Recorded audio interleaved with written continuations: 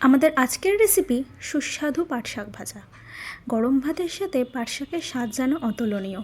প্রথমে শাকটিকে ভালো করে বেছে নিয়ে ধুয়ে নিতে হবে ভালো করে। 3-4 বার ধুয়ে নিলে ভালো, তাহলে মাটিটা আর থাকবে না শাকে। ভালো করে শাকটিকে ধুয়ে শাককে জল ঝরাতে দিতে হবে। শাকটিকে জল ঝরাতে দিয়ে আমরা একটি কড়াইতে তেল গরম করে নেব। কড়াইতে তেল গরম করে নিয়ে আমরা সেখানে দিয়ে দেব দুটি চারটে আপনাদের যেরকম ঝাল মনে হয় সেরকম 2-4টি চেরা কাঁচা লঙ্কা, তারপর দিয়ে দেব পেঁয়াজ, দিয়ে কিছুক্ষণ নাড়ব যতক্ষণ না পেঁয়াজের গায়ে হালকা হালকা বাদামি ভাব ধরছে। কিছুক্ষণ নাড়লেই হবে। কিছুক্ষণ নেড়ে যখন হালকা বাদামি ভাব ধরে আসবে তখন সেখানে আমরা দিয়ে দেব আলু কুচি দিয়ে সেখানে আমরা দিয়ে দেব চিংড়ি মাছ আগে থেকেই ধুয়ে রাখা ভালো করে ধুয়ে রাখা চিংড়ি মাছ আর আলু দিয়ে বেশ খানিকক্ষণ নাড়তে হবে। বেশ খানিকক্ষণ নেড়ে যতক্ষণ না চিংড়ি মাছের গায়ে হালকা হালকা লাল ভাব আসছে ততক্ষণ অবধি নাড়তে হবে। তারপরে চিংড়ি মাছ ভালো করে নেড়ে নিয়ে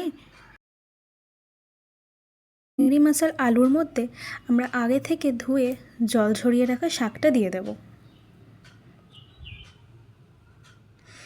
দেখতে পাচ্ছেন এখন কতটা শাক মনে হচ্ছে, কিন্তু কিছুক্ষণ পরে যখন শাক থেকে জল বেরিয়ে যাবে তখন এত বেশি থাকবে না, তখন শাকের পরিমাণও অনেকটা কমে যাবে। পুরো শাকটা আমরা কড়ার মধ্যে দিয়ে দিলাম।